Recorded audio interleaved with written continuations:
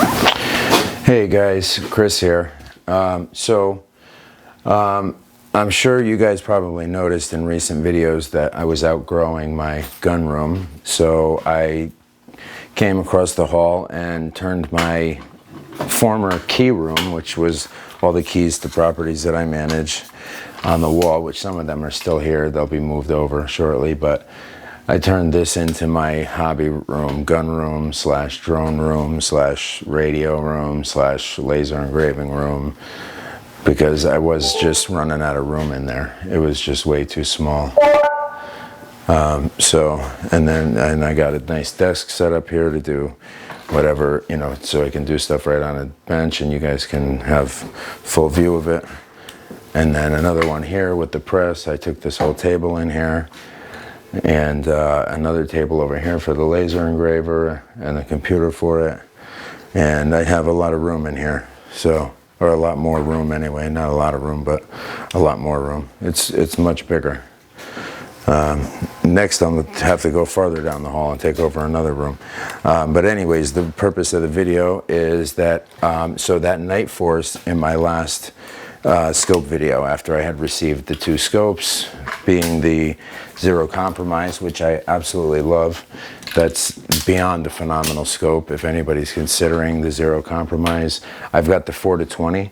I imagine the 5-27 is, you know, even better if you need the longer zoom, which I chose to go with a longer zoom scope on the Pantera here, and I went with, rather than the nightforce, because I loved the nightforce. It was a great scope, very clear, but it tunnels severely. So at least on the 4-20, I don't know, I didn't try any other magnification. It was the atacr F1, and it tunnels dramatically. And to my eyes, it's dramatic.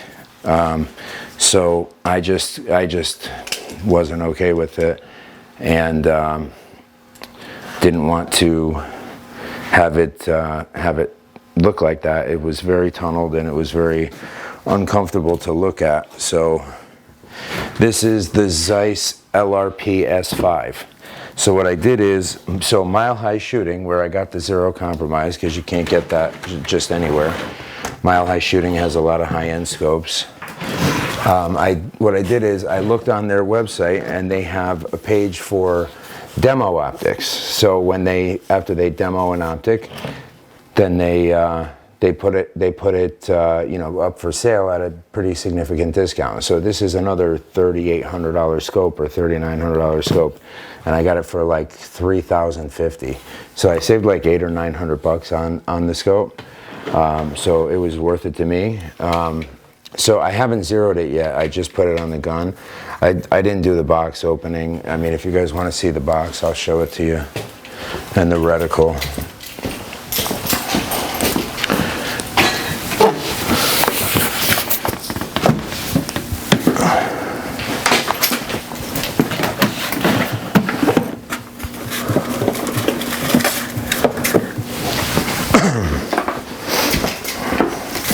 So if anybody doesn't know Zeiss, it's a German company. It's a European company, German company. They make some of the best scopes, the best glass ever, because they've been in business for so long, making optics and optical testing equipment and all different types, not just rifle scopes or binoculars, but all different, the whole optics field. So their glass experience goes back. Like, it really goes back. So I mean, most of this is all in German. Let's see. So here we go. This shows you about the turrets, and the turrets are great. They're very nice clicking, but easily turned. And I put a throw lever, but the zoom is really easy as it is. And I used some Steiner rings on here. It's a 34 millimeter tube, 56 objective, and it's a 5-25. That's for the diopter. So here's the reticle. No, I have the MOA reticle and MOA scope. So also the illumination doesn't turn on unless you pull out that. It's like a locking turret, a regular locking turret. Only the parallax still works, but the turret you pull that out, and that's what makes it start illuminating, and then you turn it for how bright you want it. And it will get pretty bright. The only difference is it doesn't light up the entire reticle. It lights up the center of the reticle, which some people may like, some people may not, but I don't mind it because I don't really use the illumination anyway. So if it gets to that point, I put the thermal clip-on on. Okay, so yeah, I know how to establish a 0. Is it going to show the turret in this gun? I mean the reticle in this gun? So the windage is locking also, but the elevation is not locking, which is actually good because you use the elevation a lot more. But this scope, the glass in this scope is up there with the absolute top tier scopes. It's up there with the Zero Compromise. It's better than the Nightforce. This is one of the scopes like Zero Compromise that would only be compared to Zero Compromise and the Tangent Theta. You're not going to find this being compared to Nightforce or anything less. This is a top tier optic for sure, absolutely. I'm having a hard time discerning whether this is clearer than the Zero Compromise or not. It's that good. So this is the reticle in mine, the MOA. It's nice and clean, and the lines are very thin, which I love because I do high precision shooting. It's a very clean reticle, and I like the Christmas tree reticles, but not on this gun and not on anything I'm shooting really long range or really high precision, because like for instance, when I'm trying to shoot a paintball off of the top of a balloon, I don't have a margin for error at all. So I can't have any thick lines. That's why I got rid of the Sig Sauer. The Sig Sauer had such thick lines, probably because it illuminated right on your windage hold with the binoculars, but nonetheless, it just wasn't going to work for me. So I'm going to try to zero this in real quick, and then I'll bring you guys down there and put some new targets up and let you see what I'm hitting.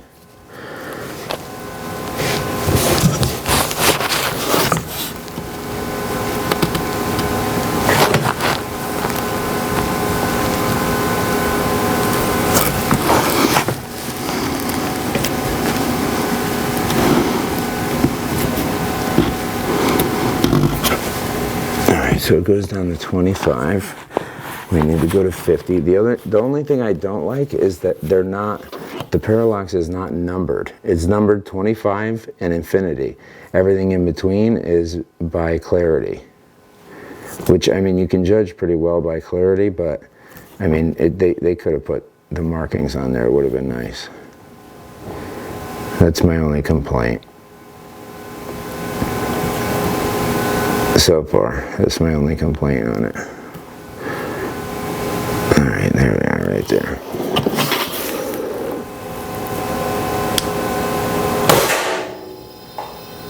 Okay, I'm not sure where that went.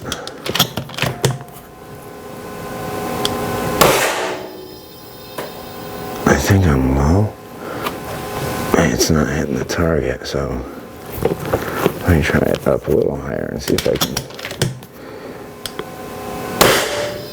Oh no, it's hitting high.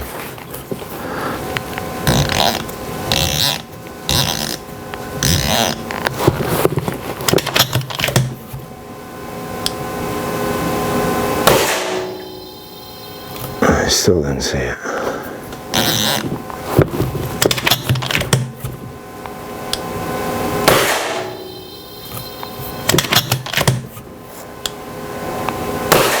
Let me widen my view.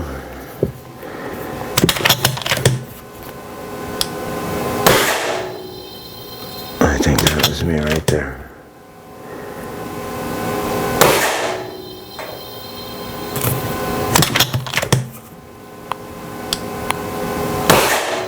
I'm actually very close.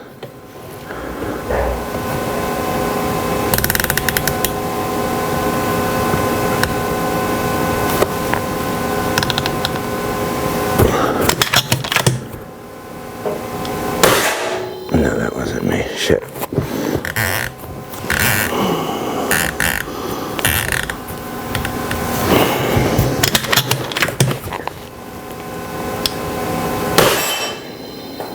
Okay, now I'm just low. A lot of elevation adjustment on this scope. There we go. I'm right there. All right, a couple more shots, it'll be zeroed.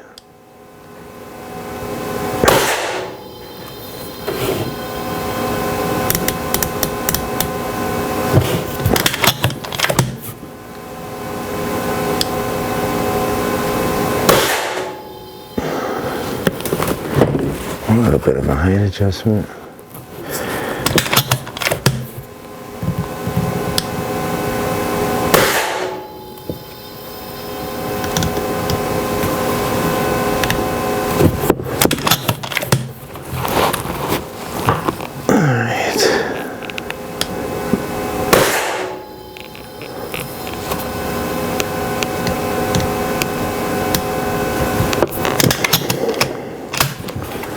I have 6 magazines loaded, so I can zero this thing and then show you guys some shots.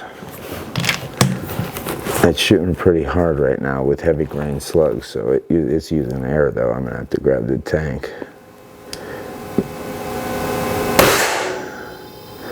I think this is shooting, I mean I could grab the chronograph, but it's shooting probably around 1,000 and change, maybe a 1050. And that's with 50 grain 25 calibers, so it's shooting real hard.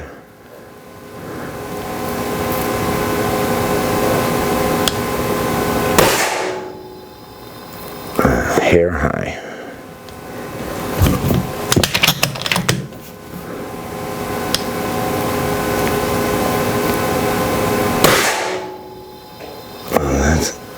That's me laying it up on the kickback. I'm gonna try this back.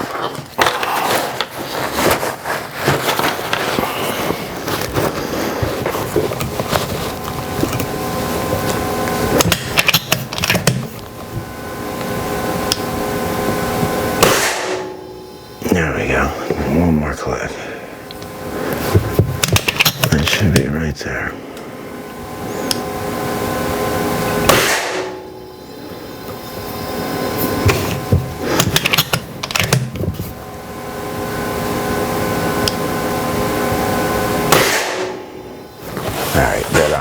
Okay, I'm going to change some targets up there, and then I'm going to bring you guys up there and let you see the accuracy of this gun with that scope.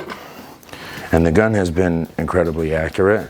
I did try it on my Crown in 30 cal, which has been unbelievably accurate. That's going to be my bench gun. So, and I'm excited to be able to shoot the next bench rest, because on the last one, as I've told you guys, with all of these legitimate, you know, nationally recognized rifle associations, all of the targets are on the top row to sight in. Of course, at this competition, they were in the bottom row. So I made an ass of myself in the first round. And in the second round, I didn't redeem myself very well because my trigger jammed, and that made me not really be able to even shoot the round, most of it. By the time I got back, I got to shoot like 7 out of 25 targets, I think. It was pretty sad. So, I mean, I made it up on the long range one, the Squatch bomb they had, but not to my liking, really. I would have liked to do well on the bench rest and that, but that didn't really work out for me. That's just been getting holes in it from being behind there. Lots of shot up targets. Okay, so that's gonna go down there. This one's gonna go up here. Actually, you know what? These work so much better when they're stuck to something, so I will stick it to this target. And now I'm gonna put one of the competition targets in the middle. I'm not going to shoot all 25. I'm not going to make this an hour-long video, but I also want to get you guys I want to try to get you guys to be able to see through the scope, because the clarity is something to be, you know, recognized. It's unreal. It's actually like too real is what it is. It's so realistic. It actually looks clearer through the scope than it does with your actual own eyes. It's pretty incredible. So the zero compromise does too. And honestly, I still love my Burris. I think the Burris does the same thing. It looks better through the scope than your eyes. And also the DMR3, the Bushnell Elite Tactical DMR3, that has that kind of effect as well. When you look through the scope, you see clearer than when you're not looking through the scope, which is pretty remarkable. All right, so I think we'll do the same thing on this one. We'll stick a 12-inch round target to it.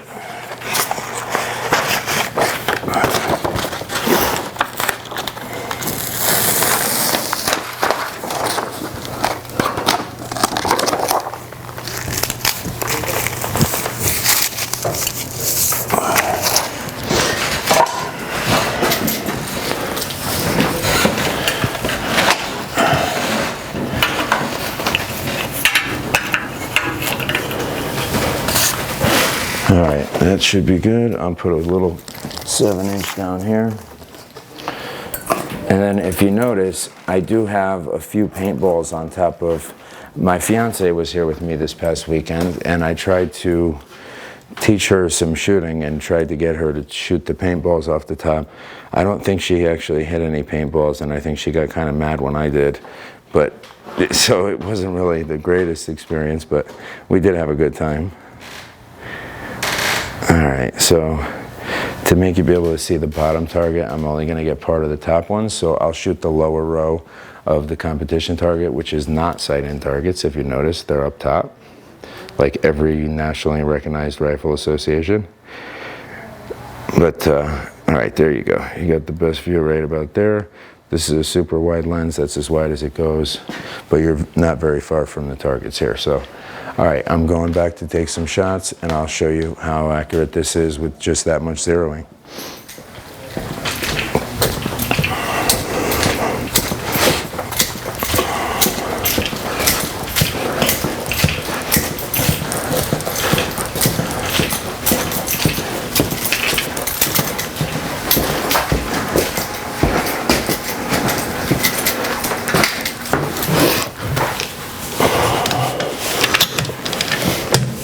Oh, you know what? I do need to get air. I'm sorry to keep you guys waiting, but I just forgot about that, and I'm going to be running low to where my shots will be off very shortly.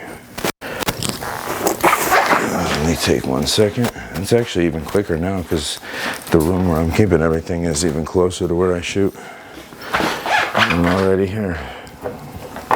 I'll just leave it tethered so that I don't have to do that again.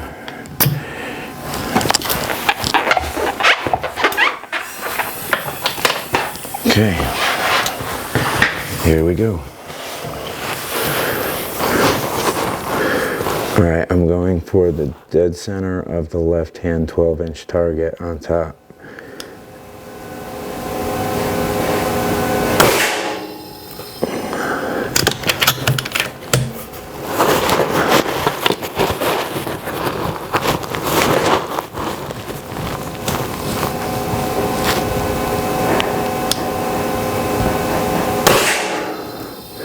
Same hole.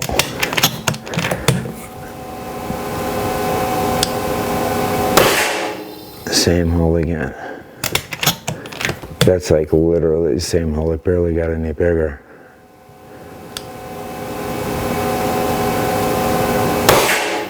And that's a little bit off. All right, let's see. I'm gonna go for the bottom row of the competition target.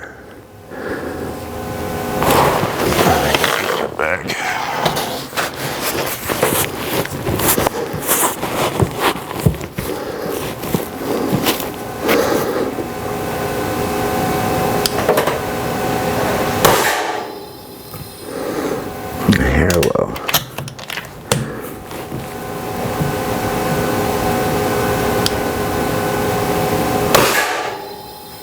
What the f? fuck was that? That was crazy. Why did it shoot there?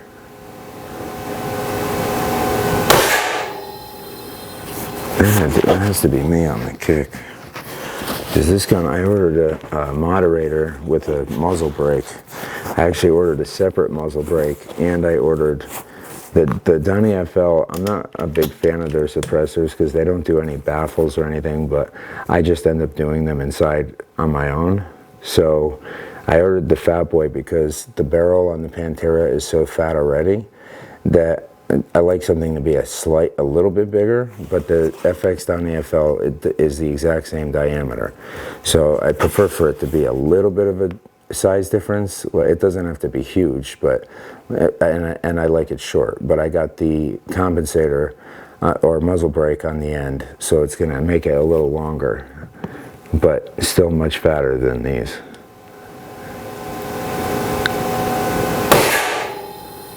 Okay, it's a little high. I don't know how all of a sudden. Okay, we'll try it now. I adjusted for that.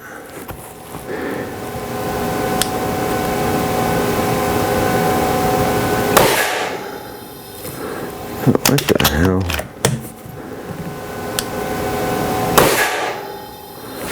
Alright, this gun's acting wild. So what I'm going to do is I'm going to try to change this moderator because I think that's the only thing that it could be, because that's the only thing I've changed. So I'm going to take that off, and then I'm going to put one of the old moderators, like maybe the Trident that I built the internals on, which I actually almost, last night when I was ordering that, almost ordered another Trident because they have the muzzle brake on the end, and they actually have a really good one. But the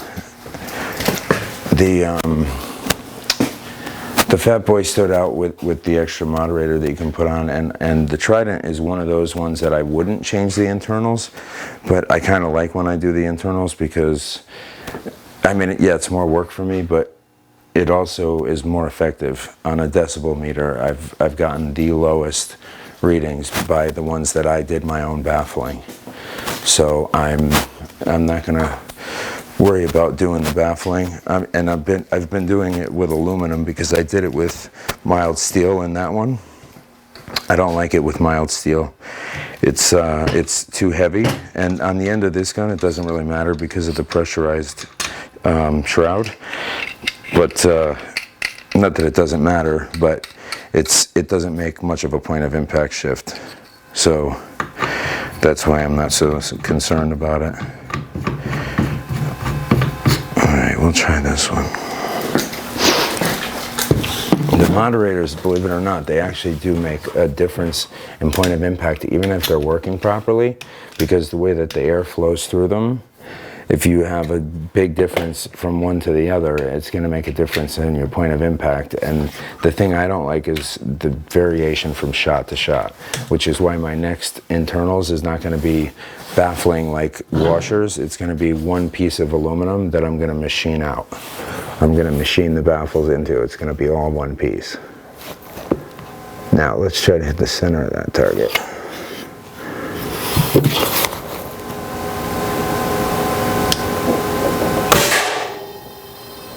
Now I'm low.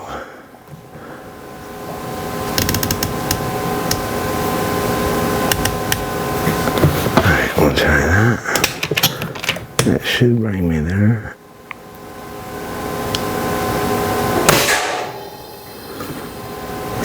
A little too high. There we go. Yeah, it was a little too high. Alright, next one should be good.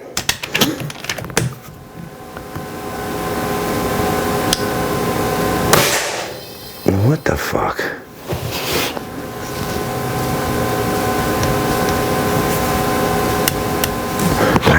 This has got to be this gun, because this scope worked, was absolutely the tracking is perfect. I tried it on the crown and it was perfect.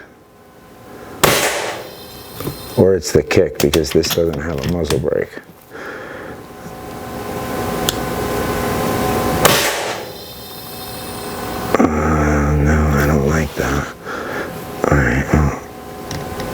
adjust to that one and see what I get.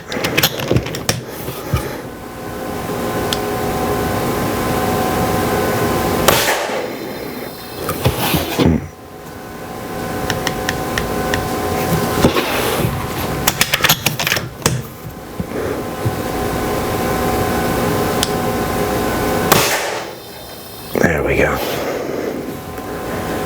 One click left.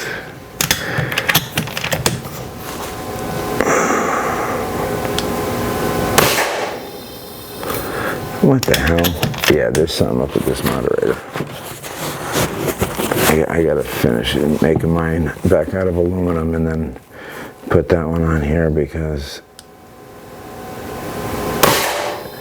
even if I don't end up using it on this gun, I'm gonna use it on another one when I get the Fat Boy and the muzzle brake. Oh, that's not bad. That's fairly close. That's a 7, which ain't gonna do it, but alright, let's try to go one click low. I'll try the next one up, and then I'm gonna move to a regular target. There we go. That's what I want to see. Alright, so I'm gonna go to the 7-inch, see if I can hit a bullseye here.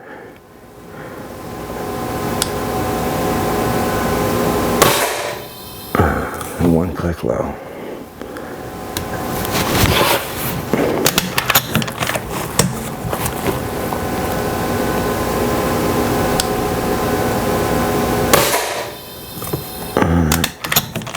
That must have been me.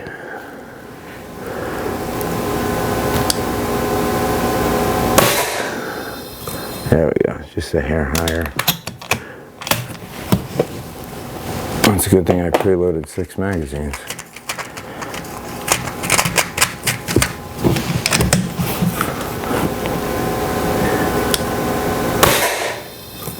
Okay. I'm going to turn the illumination on just so I can see that center dot. Turn it on very lightly.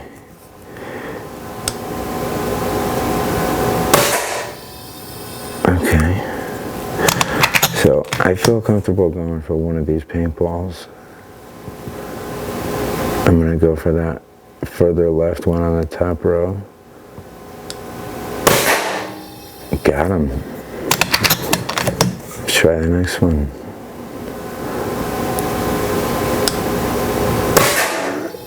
Fuck. There's actually one dangling underneath it. I kind of want to hit that. I'm going to go for that. No, never mind. If I hit it, it's on an L-beam, it's going to knock all of them over. Got it. Next one over.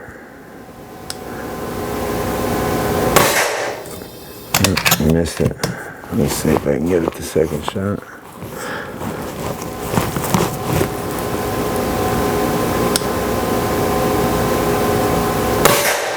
Got him.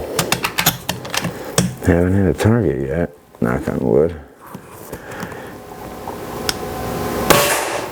A little high.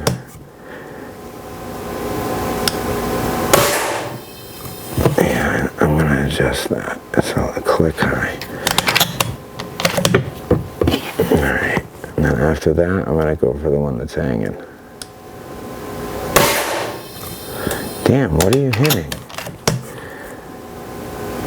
Let me turn this illumination back off, actually.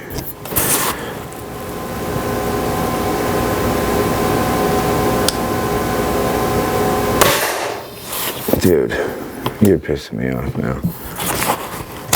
I'm getting you this time.